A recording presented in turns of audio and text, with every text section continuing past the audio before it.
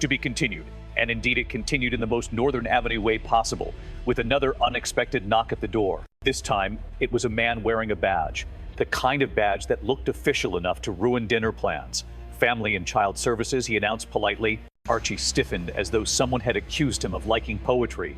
We're doing a routine check on Stephanie's well-being, the man explained. Edith hurried him inside with a tray of cookies, proving that sugar could soften bureaucratic armor.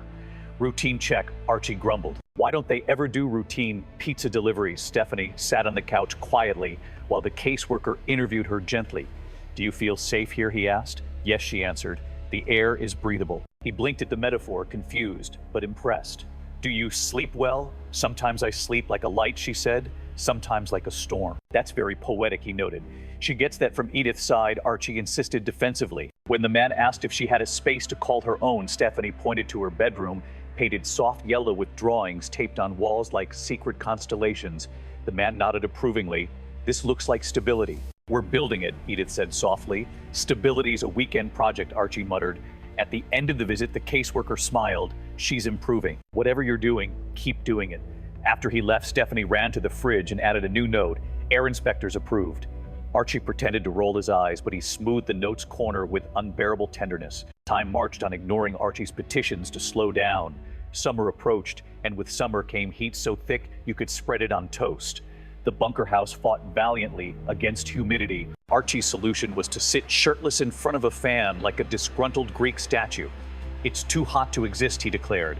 Edith spritzed water on him like he was a houseplant losing willpower. Stephanie drew a diagram titled, Heat Makes Tempers Melt, complete with arrows pointing to Archie's eyebrows.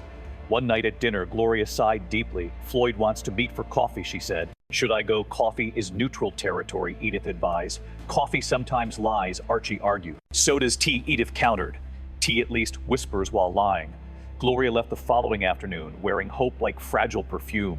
Stephanie watched her go, unsure whether to smile or clench her heart. Archie sat with Stephanie on the porch steps, pretending to inspect the neighbor's lawn. Adults are weird, she mumbled. Yeah, he agreed. We spend our whole lives trying to learn what kids already know, which is that feelings are loud and messy. She nodded thoughtfully. I'm good at messy, we noticed. When Gloria returned hours later, she seemed lighter, not fixed, just less broken. We talked, she said. We agreed to be kind. That's the first step, Edith smiled. No, Archie corrected. The first step is admitting coffee isn't magic. The phone rang. It was Laura, the friendly caseworker. Just checking on her progress, she said. She's humming less, Edith beamed. That means storms shrink, good Laura replied. Confidence hums quieter. Days blurred like watercolor. One afternoon, Stephanie and Annie organized a neighborhood lemonade stand. Their business strategy was ambitious, charge extra for jokes. Would you like citrus and sarcasm? Annie asked customers. The jokes were terrible. Business thrived. Mrs. Ferguson approached skeptically. Is this lemonade organic? It's locally sourced water, Annie answered gravely. And lemons from Earth, Stephanie added. Mr. Sprinkles the cat sat as the furry security guard. His method was to stare judgmentally until people paid. By lunchtime, they earned $6.23. Annie wanted to buy candy. Stephanie wanted to invest in pencils for the economic future. They compromised on pencils shaped like candy. Meanwhile, Thunder chased squirrels as if paid hourly. Archie watched from the porch. That dog runs like responsibilities after him, he muttered. Later that evening, the family decided to cook tacos. Archie insisted on seasoning the meat himself, citing historical seasoning rights. Don't overspice, Edith warned. Spicy food builds character, Archie argued. So do taxes, Edith countered. The tacos were an explosion of joy and regret. Stephanie chugged water. Thunder stared, begging telepathically.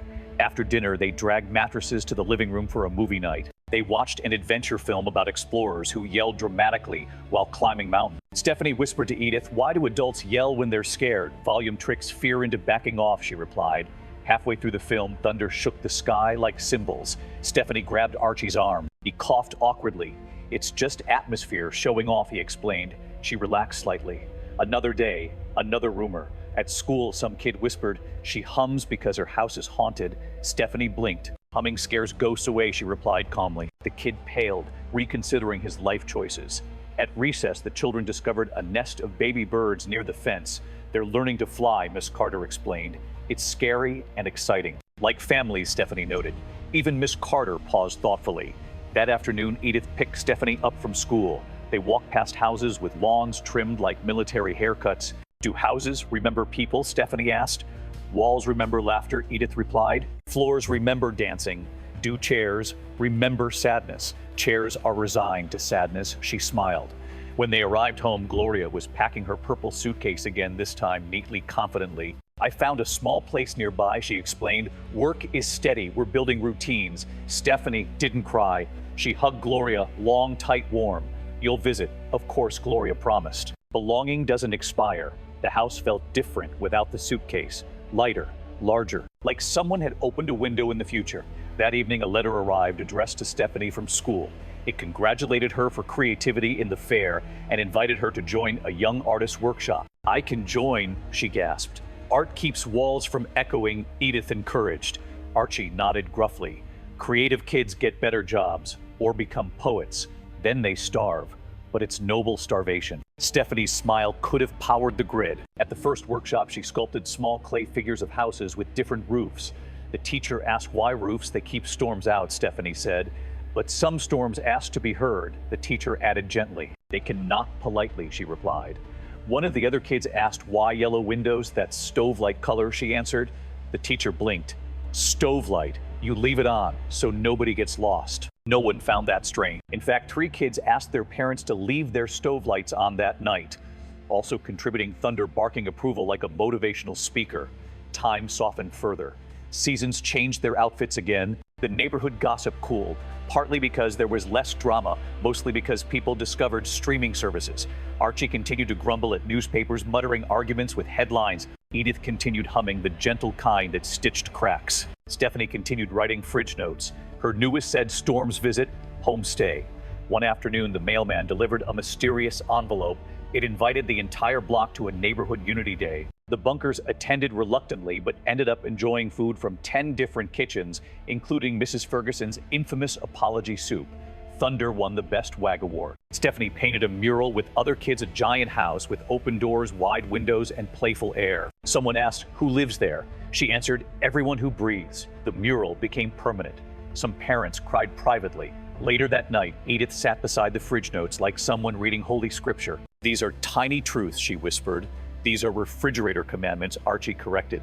Stephanie giggled. The house exhaled, steady, gentle, practiced. Because the air inside belonged to all of them. And because belonging, once practiced, daily stops being temporary. It simply becomes home. Jesse from down the street put it best during Unity Day. That house used to look normal. Now it looks lived in. That's the secret, Edith whispered. Living makes home. The stove light glowed. Thunder snored. Archie's chair creaked like approval. And Stephanie hummed, not to cancel fear, but to decorate air. The neighbors slept easier that night, though none knew why. But houses know, walls know, and fridge magnets definitely know, and they would remember.